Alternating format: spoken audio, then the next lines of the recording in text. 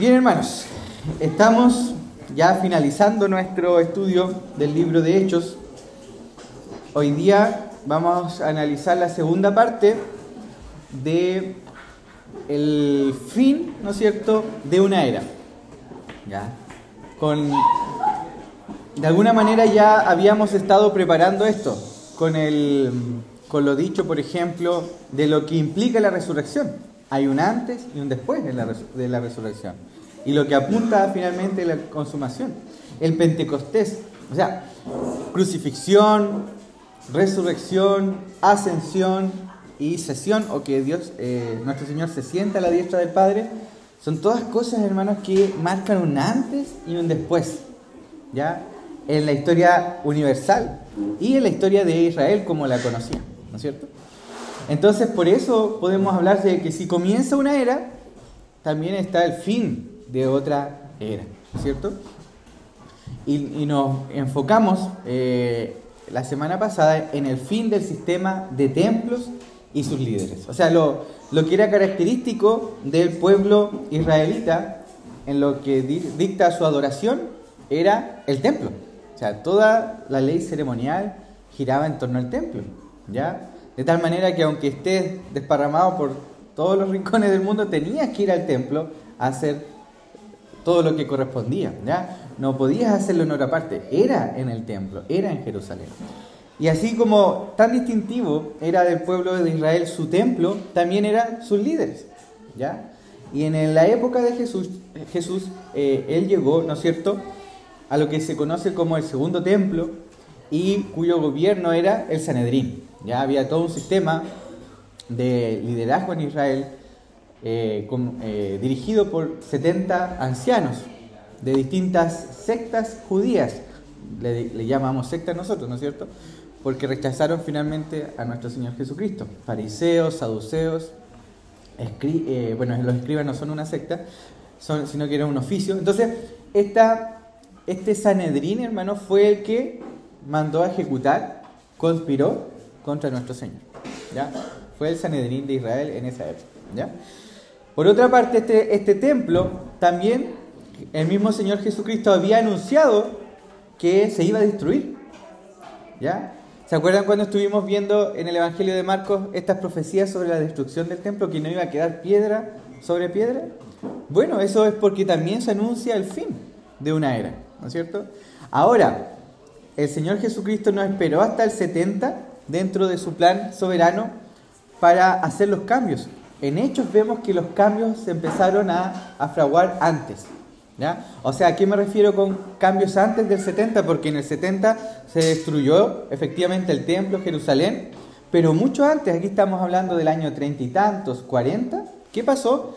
Ya los apóstoles ya no usaban el templo como lo usaban antes. Ya se ve un cambio porque antes se usaban el Cordero Pascual, ¿no es cierto? Y todo eso como parte de la ceremonia. Pero ya después de Jesucristo, después de la última Pascua y la primera Santa Cena, ya no hay más Pascua para el pueblo del Señor como lo hacían antes.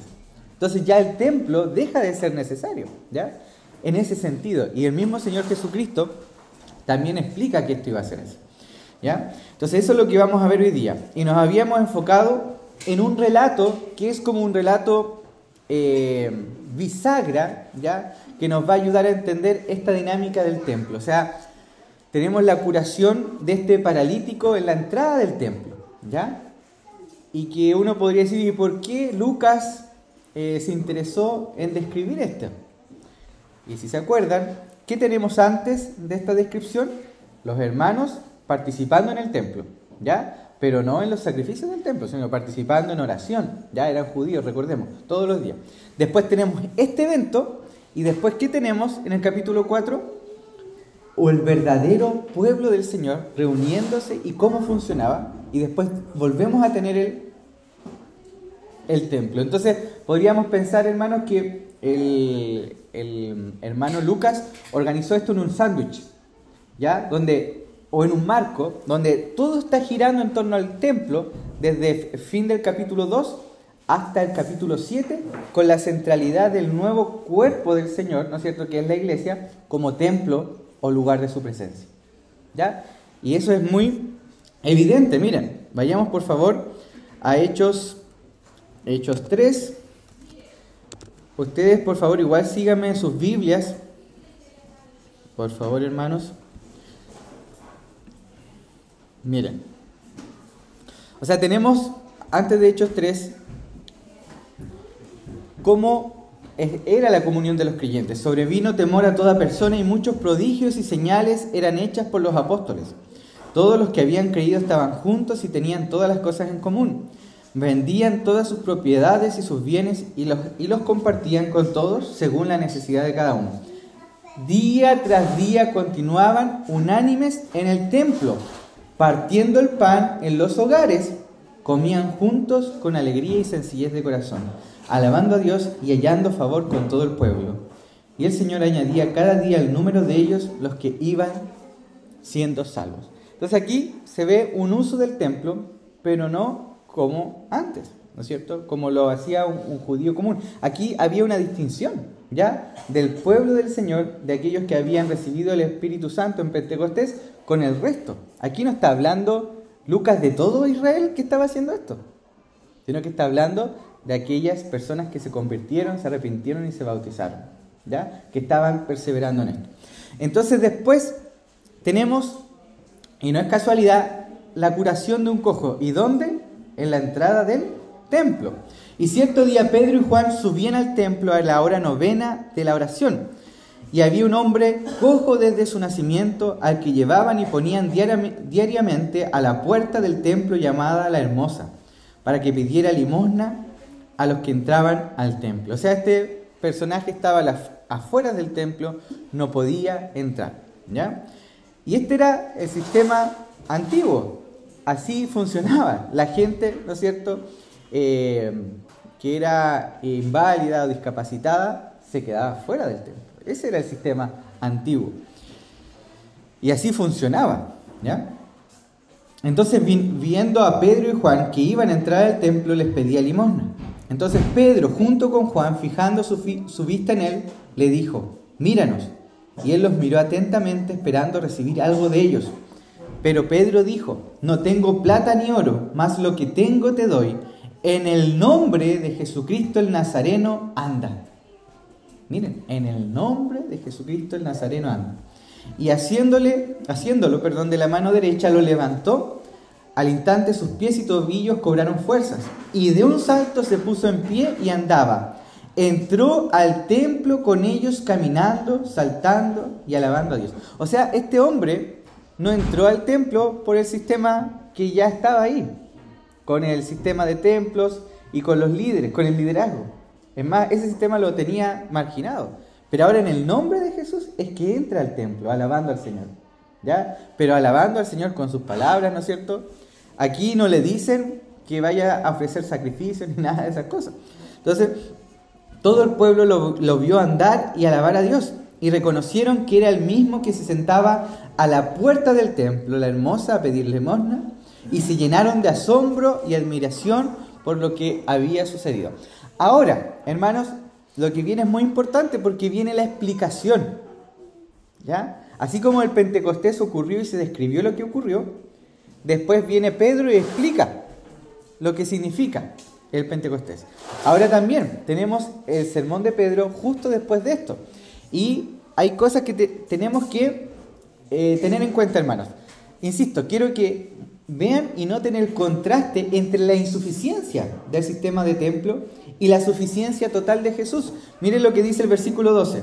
Al ver esto, Pedro dijo al pueblo: varones israelitas, ¿por qué os maravilláis de esto? ¿O por qué nos miráis así, como si por nuestro propio poder o piedad lo hubiéramos hecho andar? Después el 16 dice: y por la fe en su nombre, es el nombre de Jesús, lo que ha fortalecido a este hombre a quien veis y conocéis, y la fe que viene por medio de él le ha dado esta perfecta sanidad en presencia de todos vosotros.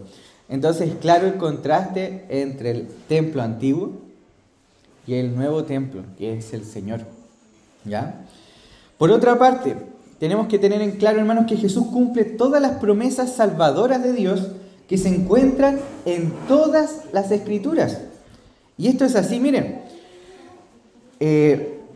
Versículo 13.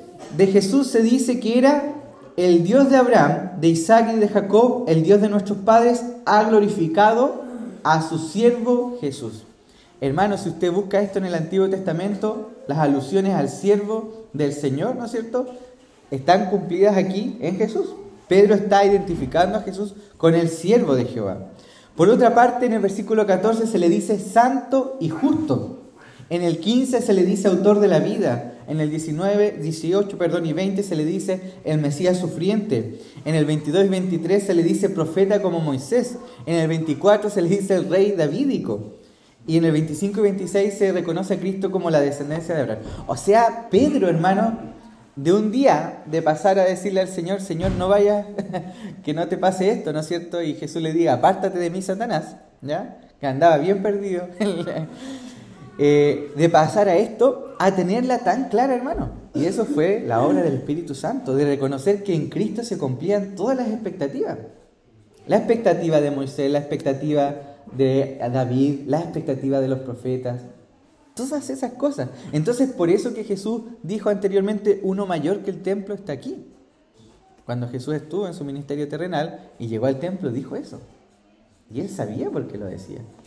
Entonces, todas estas títulos o descripciones de nuestro Señor Jesucristo traen consecuencias. Versículo, por ejemplo, del 24 al 25 dice: y asimismo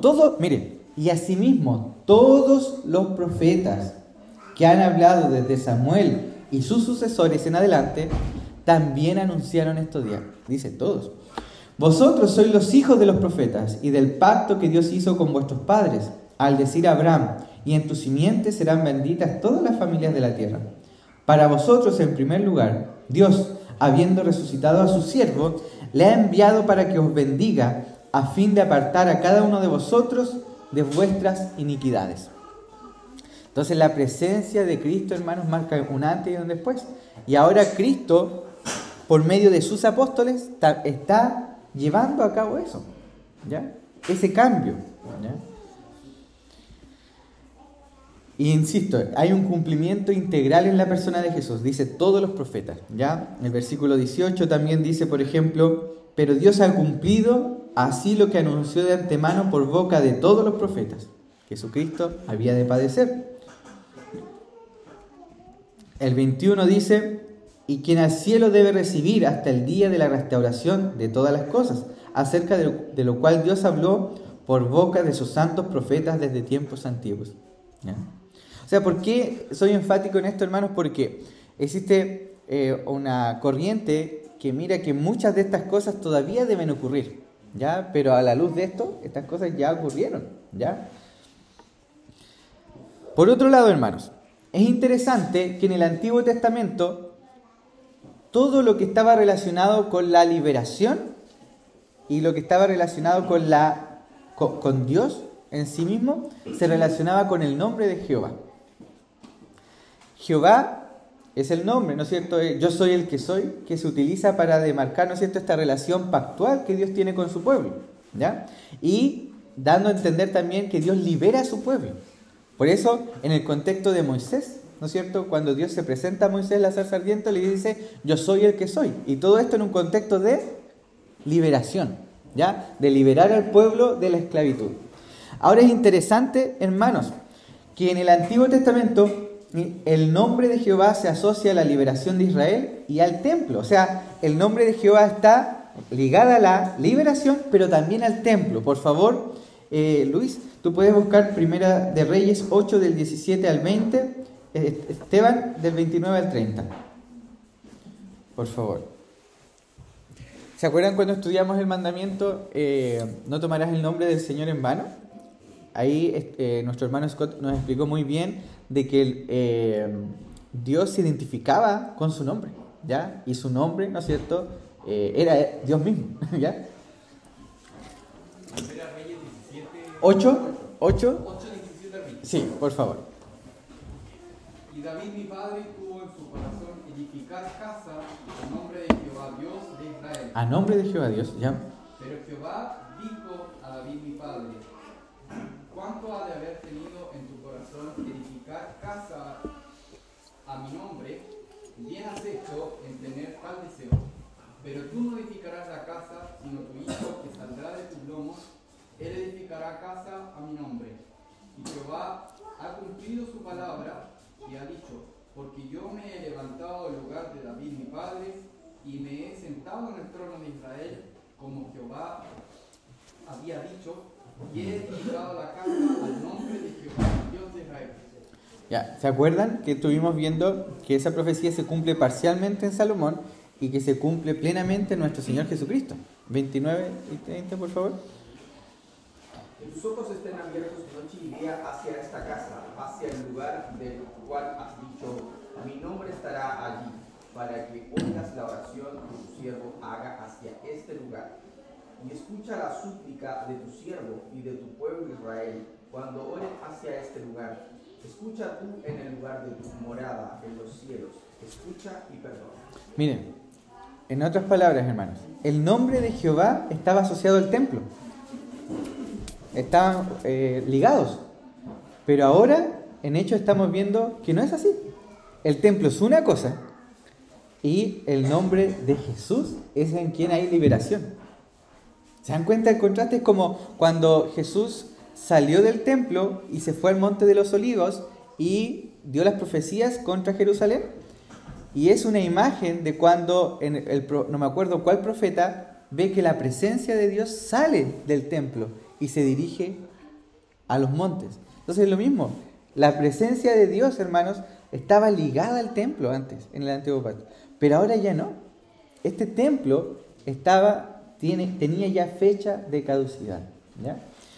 Entonces, Pedro predica, ¿no es cierto?, en este pórtico, y ya sabemos que Jesús es el que se sienta en el trono de David y restaura el tabernáculo caído, ¿no es cierto?, de David. Entonces, en otras palabras, el milagro en el templo apunta al cumplimiento en Jesús. De modo que ahora el nombre de Jesús trae esa salvación a la que la manifestación del nombre divino en el templo había sido un indicador. O sea, el nombre divino Jehová estaba relacionado con el templo. Y ahora Jesús, ¿no es cierto? En el nombre de Jesús hay liberación. ¿Ya? Ahora el nombre de Jesús está relacionado con lo que Dios ha revelado a su pueblo. ¿Ya? Eso es otra muestra para ver la deidad de nuestro Señor Jesucristo, porque ninguna persona solo humana, ¿no es cierto?, podría llevar ese título, ¿no es cierto?, de que en su nombre exista liberación, exista sanidad, exista perdón. Solamente cosas que Jehová hacía o hace en el Antiguo Testamento y en el Nuevo Testamento se le asocian a nuestro Señor. ¿Sí?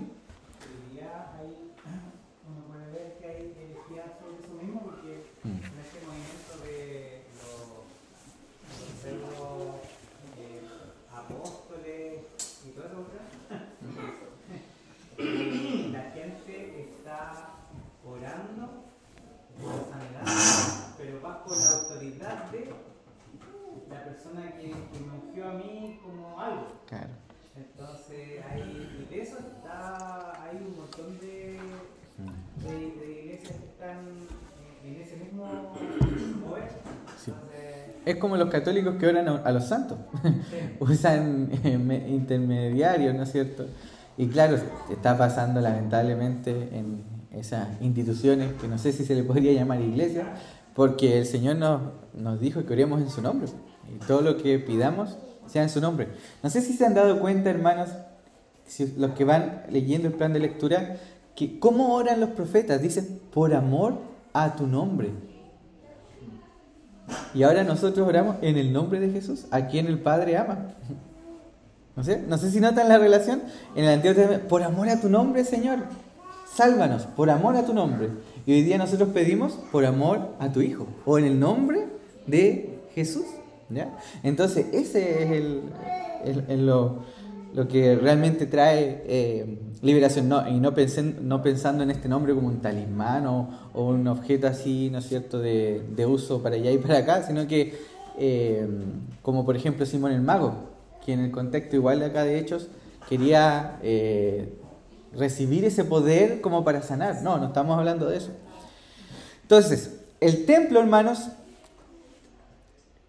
ya tiene su fecha de caducidad y las autoridades también. Miren, desde el capítulo 4 en adelante vamos a encontrar lo siguiente. Recapitulando, tenemos los hermanos que participaban diariamente en el templo, ¿ya? Después en el capítulo 3 tenemos el milagro en el templo y la explicación del milagro en el templo. Ahora en el 4 tenemos la respuesta de las autoridades del templo a lo que está ocurriendo. ¿Y cuál es la respuesta? Arresto.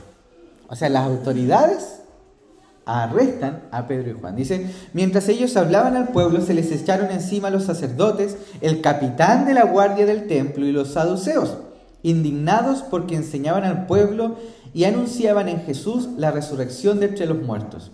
O sea, estos apóstoles, hermanos, si se hubiesen sometido a estas autoridades como en el antiguo, en el sistema antiguo, tenían que haberle hecho caso, ¿no es cierto? Y haber dejado de predicar.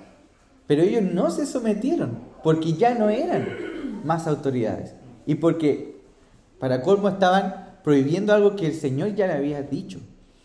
Indignados porque enseñaban al pueblo y anunciaban en Jesús la resurrección de entre los muertos.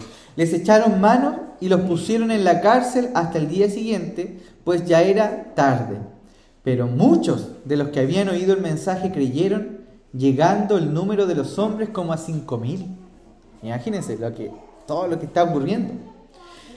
Y sucedió que al día siguiente se reunieron en Jerusalén sus gobernantes, los gobernantes de Jerusalén, ancianos y escribas. O sea, aquí tenemos, hermanos, los gobernantes del Israel nacional versus los gobernantes del Israel espiritual, ¿ya? O de la iglesia. Estaba allí el sumo sacerdote Anás, Caifás, Juan y Alejandro, y todos los que eran del linaje de los sumos sacerdotes. Y habiendo puesto en medio de ellos, les interrogaban, ¿con qué poder o autoridad o en qué nombre habéis hecho esto? Entonces Pedro, lleno del Espíritu Santo, les dijo, gobernantes y ancianos del pueblo, si se nos está interrogando hoy por causa del beneficio hecho a un hombre enfermo, ¿se dan cuenta que todavía seguimos con el relato de este paralítico? O sea, no es casualidad, hermano, de que este es un evento tan minúsculo que podríamos decir, dentro de todos los milagros que hicieron, tome tanta relevancia. ¿De qué manera este ha sido sanado? Sabed todos vosotros y todo el pueblo de Israel que en el nombre de Jesucristo el Nazareno, a quien vosotros crucificasteis y a quien Dios resucitó de entre los muertos, por él este hombre se halla aquí sano delante de vosotros. Este Jesús, y ojo con esto, hermanos, es la piedra desechada por vosotros los constructores, pero que ha venido a ser la piedra angular. Y en ningún otro hay salvación, porque no hay otro nombre bajo el cielo dado a los hombres en el cual podamos ser salvos. Y este tema de la piedra angular, de la piedra que desecharon los constructores, ¿se acuerdan, hermanos, que lo vimos mientras se predicó del Evangelio de Marcos? Miren, vamos, aunque Lucas igual lo narra, pero como ustedes ya están más familiarizados con Marcos, ¿se acuerdan de las parábolas de los labradores malvados? Entonces comenzó a hablarles en parábolas. Un hombre plantó una viña y la cercó con un muro. Cavó un estanque debajo del lagar y edificó una torre. La arrendó a labradores y se fue de viaje.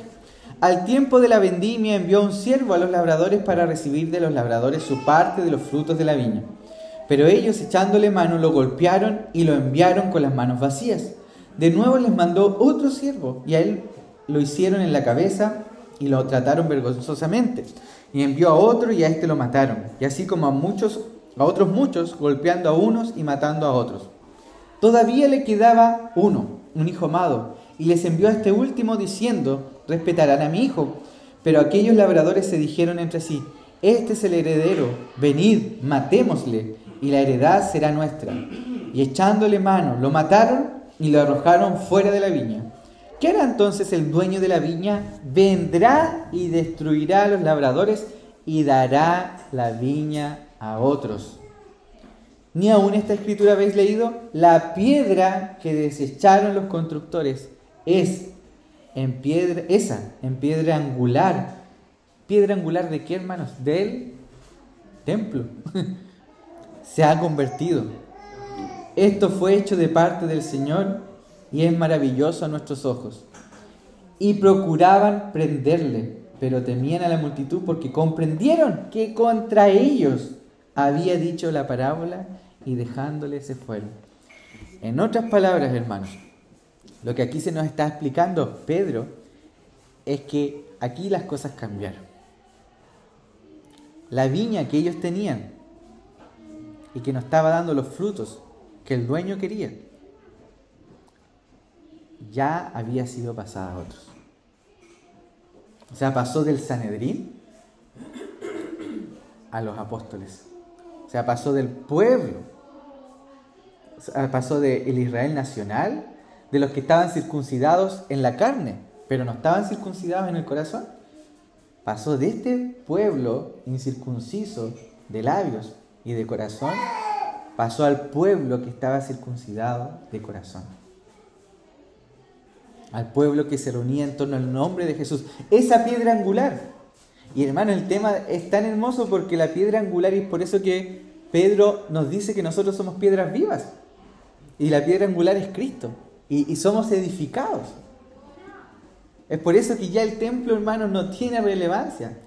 Porque nosotros somos el templo del Espíritu y su iglesia universal es el templo del Señor. Y ya el Señor ya no tiene límites físicos. ¿Ya? Entonces, el tiempo del Sanedrín había llegado a su fin. Pero miren la misericordia del Señor. Rimó. Miren la misericordia del Señor que no envía la destrucción del año 70 al tiro. Miren, de la muerte de Jesús al 70 hubieron 40 años para que toda esa gente se arrepintiera. Y hubieron sacerdotes que se arrepintieron. Hechos lo registran. Entonces, tenemos la descripción de los líderes, la preocupación de los líderes de Israel, contrastada con la autoridad universal de Jesús, identificada como el nombre, la piedra angular, el verdadero templo. Lucas 20 del 17 lo voy a leer. Lucas 20, 17 dice, y aquí está hablando de la misma parábola de los labradores malvados. Pero él mirándolo fijamente dijo, entonces, ¿qué quiere decir esto que está escrito? La piedra que desecharon los constructores, esa en piedra angular se ha convertido. Todo el que caiga sobre esa piedra será hecho pedazos, y aquel sobre quien ella caiga lo esparcirá como polvo. Juicio.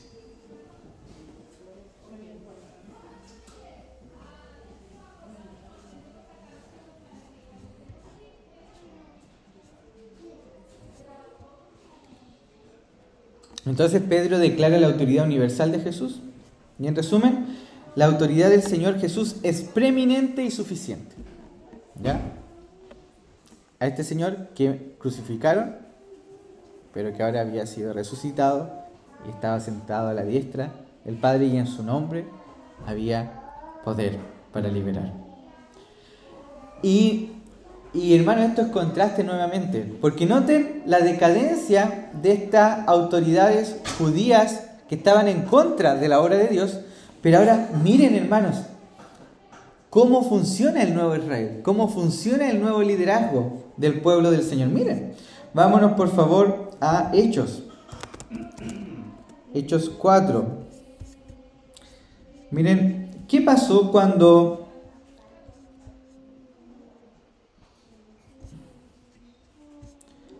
después de este discurso que dio Pedro, los azotaron y los apresaron, dice? O sea, esa fue la reacción final ya de los... Pero miren lo que pasa con la iglesia. Porque los apóstoles fueron apresados y después fueron liberados. Cuando quedaron en libertad, fueron a los suyos y les contaron todo lo que los principales sacerdotes y los ancianos les habían dicho. Y al oír esto, unánimes, juntos, alzaron la voz a Dios y dijeron: oh Señor, tú eres el que hiciste la el cielo y la tierra, el mar y todo lo que en ellos hay, el que por el Espíritu Santo, por boca de nuestro padre David, tu siervo, dijiste: ¿por qué se enfurecen los gentiles y los pueblos tramaron cosas vanas? Se presentaron los reyes de la tierra y los gobernantes se juntaron a una contra el Señor y contra su Cristo. Porque en verdad en esta ciudad se unieron tanto Herodes como Poncio Pilato, juntamente con los gentiles y los pueblos de Israel, contra tu santo siervo Jesús, a quien tú ungiste, para hacer cuanto tu mano y tu propósito habían predestinado que sucediera. Y ahora, Señor, considera sus amenazas y permite que sus siervos hablen tu palabra con toda confianza, mientras extiendes tu mano para que se hagan curaciones, señales y prodigios mediante el nombre de tu santo siervo Jesús. Después que oraron, el lugar donde estaban reunidos tembló y todos fueron llenos del Espíritu Santo y hablaban la palabra de Dios con valor. Entonces, frente a esta respuesta de las autoridades judías, no pudieron impedir la obra del Señor. Es más, se muestra un contraste más hermoso de este pueblo teniendo todas las cosas en común. Y la congregación, hermanos, la congregación de los que creyeron era de un corazón y un alma, y ninguno decía ser suyo lo que poseía, sino que todas las cosas eran de propiedad común. Con gran poder los apóstoles daban testimonio de la resurrección del Señor Jesús, y abundante gracia había sobre todos ellos. No había pues ningún necesitado entre ellos, porque todos los que poseían tierras o casas las vendían, traían el precio de lo vendido y lo depositaban a los pies de los apóstoles, y se distribuía a cada uno según su necesidad. Y José, un levita natural de Chipre, a quien también los apóstoles llamaban Bernabé, que traducido significa hijo de consolación, poseía un campo y lo vendió, y trajo el dinero y lo depositó a los pies de los apóstoles. En otras palabras, hermanos, tenemos este templo y estas autoridades en ruinas versus el verdadero pueblo del Señor y los líderes en llamas, ¿cierto? Es claro el contraste. Entonces, los apóstoles son liberados para enseñar, adivinen, nuevamente en el templo. Después de que pasa lo de Ananías y de Zafira, se realizan otras señales y prodigios y vuelven al templo a enseñar, o sea, nadie los para. En obediencia a Dios. El Evangelio, por tanto, no se detiene. Hasta aquí, hermanos, ¿alguna duda? Porque esto sin duda es importante lo que acabamos de ver, pero lo que viene a continuación es mucho más impactante. Mucho más impactante. Porque ¿qué ocurre en Hechos 8? Se desata la persecución y la iglesia se dispersa. Justo en este contexto donde se está enseñando que el templo ya no es necesario. O sea, qué importante, hermano, esto. Porque ya que el templo no es necesario para adorar al Señor, ¿qué nos limita a seguir en Jerusalén? Y el Señor mandó esta persecución para esparcir a su pueblo y lleven su evangelio a toda lengua, pueblo y nación, porque Dios ya no se limita a un templo hecho por manos de hombres. Y esa es la centralidad, hermanos, del discurso de Esteban. Por favor, si uno analiza a profundidad el discurso de Esteban, puede ver esto, hermanos, de cómo Esteban quiere contrastar la desobediencia del pueblo de Israel y la idolatría al templo y a sus propias leyes, versus la obediencia al Señor, el cumplimiento de todas las profecías y lo ilimitado de la obra del Señor. Miren, entonces en Hechos 6, ¿cómo parte? El liderazgo apostólico tomando decisiones, ¿ya?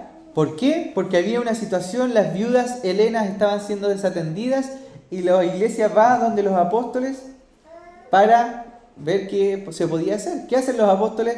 Designan 7 diáconos, ¿ya? Y entre ellos está Esteban. Y después viene el discurso, ¿ya? Entonces hay una continuidad temática ¿Notan, hermanos, la continuidad temática? Porque en el 3 y el 5 todo gira en torno al templo antiguo, y el 6 y 7 marca el antes y el después, ya para que ya ni se hable más del templo antiguo. Prácticamente, hay un par de alusiones más, pero nada más. Entonces, la cruda oposición no puede apagar el Evangelio, y el discurso de Esteban tiene relación con el templo. Entonces Hechos 6:7 nos prepara, 1, para la persecución y difusión fuera de Jerusalén, y en segundo lugar, Dios no se limita al templo y la difusión del Evangelio va a toda nación. Ya. ¿Cuáles eran los cargos contra Moisés? Blasfemia contra Moisés y Dios. Vayámonos, por favor, busquen ustedes también Hechos 6:11, por favor. ¿Se alcanza a ver? Voy a agrandar un poco más.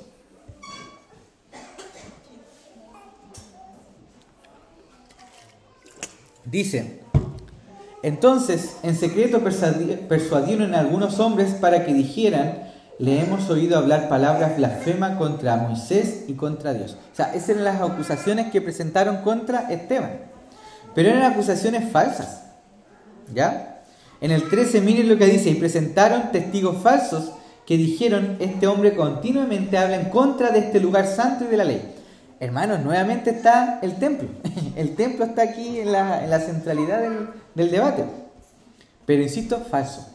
Lo mismo que pasó con el Señor, que trajeron testigos falsos. Y miren, decían: porque le hemos oído decir que este nazareno Jesús destruirá este lugar y cambiará las tradiciones que Moisés nos legó. Y claro, esto tenía algo de verdad, pero también estaba distorsionado. ¿Ya? ¿Y cuál es la respuesta entonces de Esteban frente a estas acusaciones? Lo primero que uno se pregunta es si Esteban realmente criticaba per se el templo. Y la respuesta, hermanos, es que no.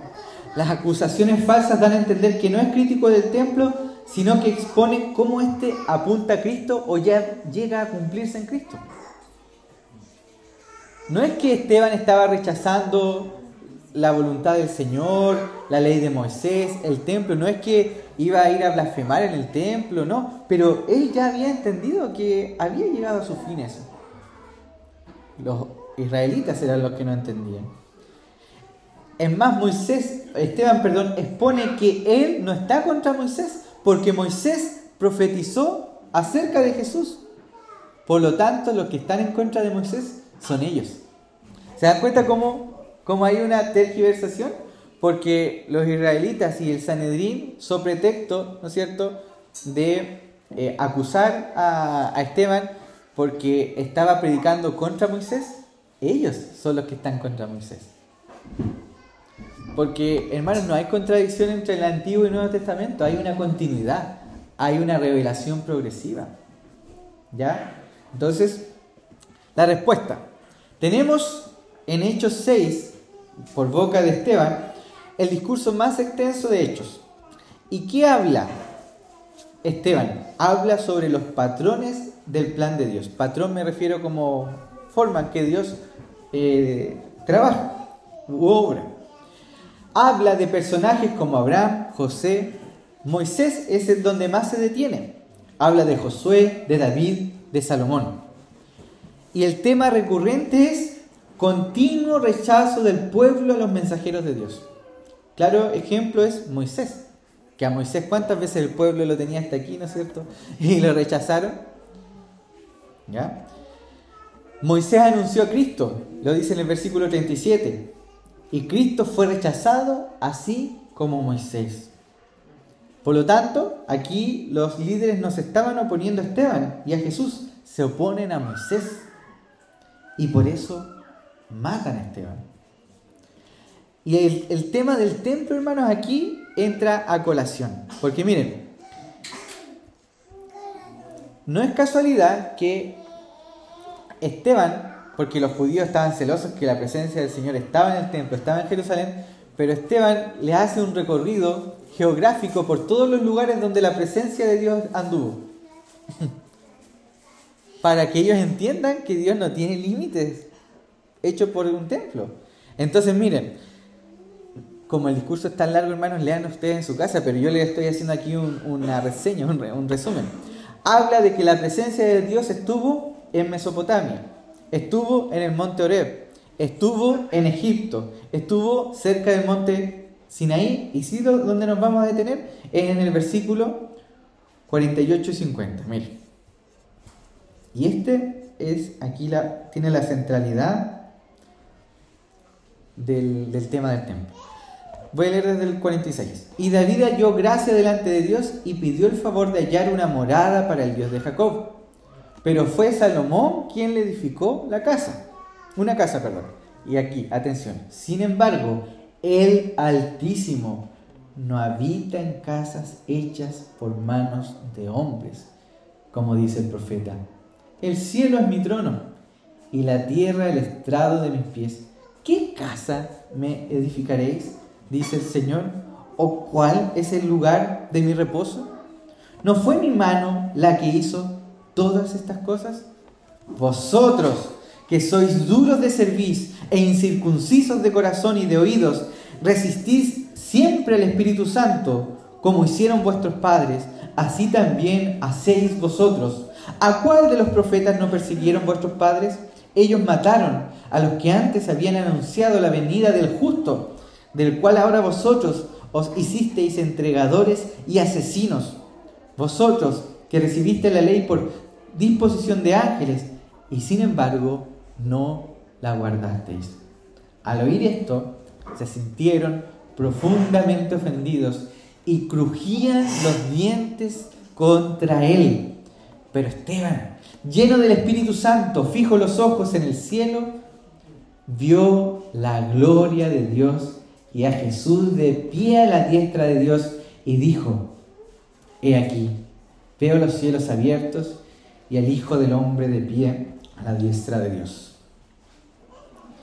Entonces ellos gritaron a gran voz y tapándose los oídos, arremetieron contra él y echándolo fuera de la ciudad, comenzaron a apedrearle. Y los testigos pusieron sus mantos a los pies de un joven llamado Saulo. Y mientras apedreaban a Esteban, él invocaba al Señor y decía: Señor Jesús, recibe mi espíritu. Y cayendo de rodillas, clamó en alta voz: Señor, no les tomes en cuenta este pecado. Y habiendo dicho esto, durmió.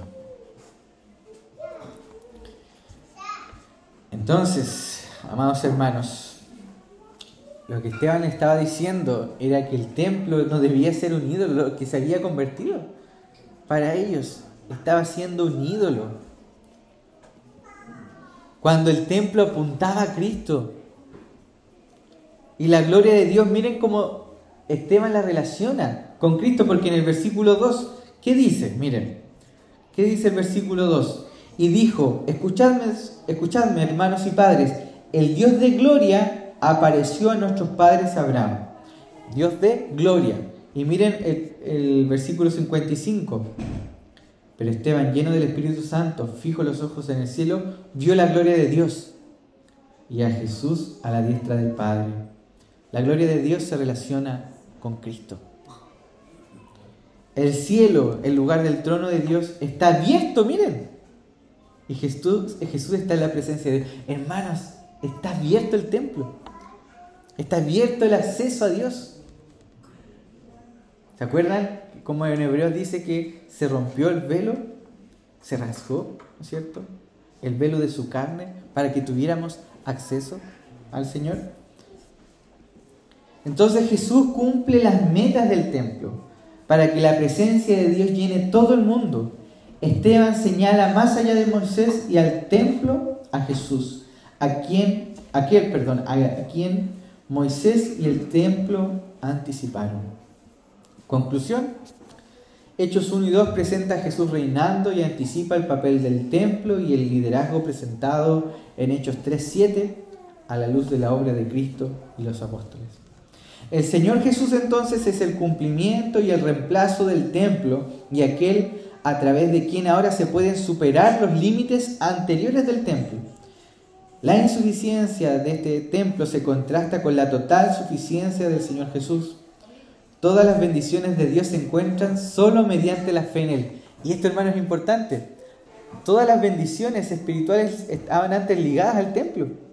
Pero ¿qué nos dice Efesios?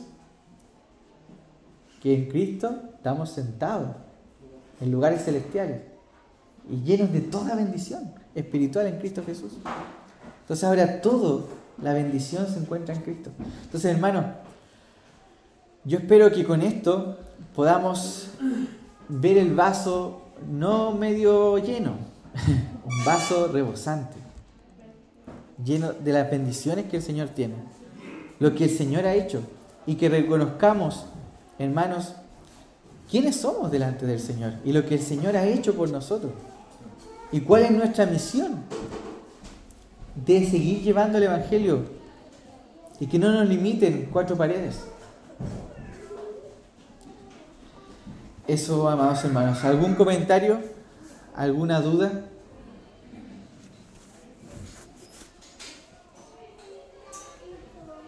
¿Sí, Cristian?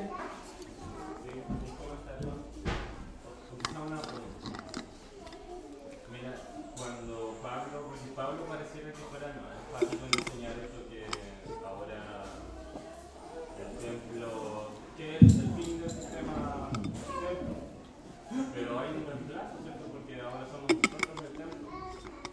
Entonces tú piensas que hay terreno ahí teológico genuino legítimo para trazar paralelos entre el antiguo sistema del templo y ahora lo que algún teólogo llamó la tabernaculización del hombre. Porque pareciera que en la propia Biblia la que invita a hacer un paralelo cuando dice Pablo, por ejemplo, que presentemos nuestros cuerpos como sacrificio vivo. Entonces, ya no sacrificamos nada en el templo, pero somos nosotros mismos el cuerpo y se nos manda a ofrecer nuestros propios miembros en sacrificio. Y estoy pensando, por ejemplo, en la famosa abominación desoladora. Si el cuerpo es el templo, podríamos nosotros cometer una abominación tremenda con nuestro propio cuerpo. ¿Crees que hay espacio para construir? Sí, sin duda es un tema que claro, es bien amplio porque tenemos la parte, la dimensión congregacional del templo, ¿no es cierto? Cuando Pedro habla, y como sabemos Pedro ya habla en este discurso de la piedra angular y después habla de las piedras vivas, como la iglesia en general es el templo, pero también Pablo, como bien tú dices, habla de nosotros de manera individual. Entonces, yo no desconozco si se podría aplicar 100% lo que tú dices, pero tampoco es una idea como extraña, como que no le pudiera haber sentido. Puede tener sentido, pero ahí no creo que no es indagado más al respecto sobre si... Porque hemos conversado otras veces, ¿no es cierto? Por ejemplo, una abominación en nuestro cuerpo podría ser el transhumanismo, ¿no es cierto? Ya yéndonos como más en lo particular. Entonces, sí, si uno lo ve desde ese punto de vista, uno podría pensar en eso, pero también me quedaría pendiente el tema del templo a nivel congregacional. Creo que ahí tengo dudas, la verdad. Si yo podría solamente identificarlo como una cosa. Creo que las dos cosas me ayudan a ver mejor eso. No sé si se entendió. Sí. ¿Sí? ¿Sí? ¿Sí?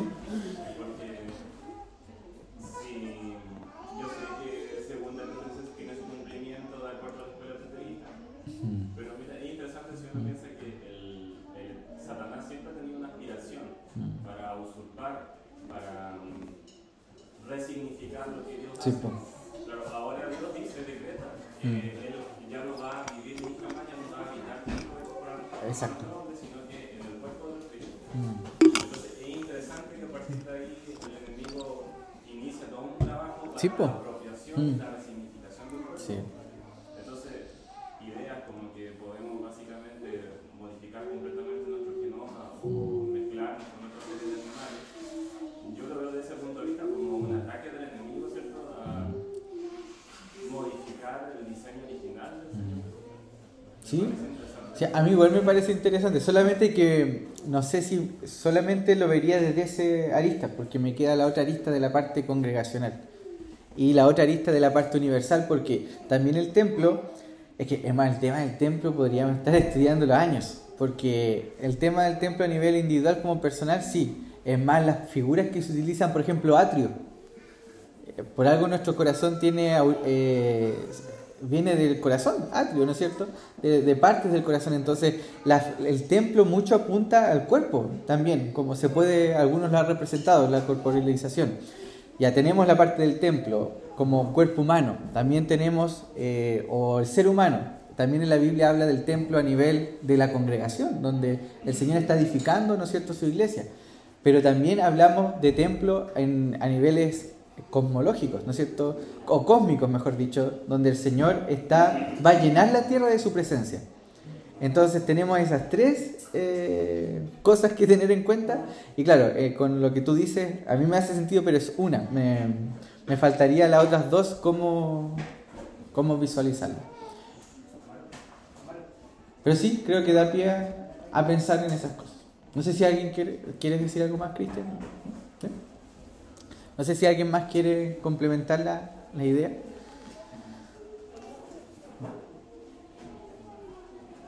¿No?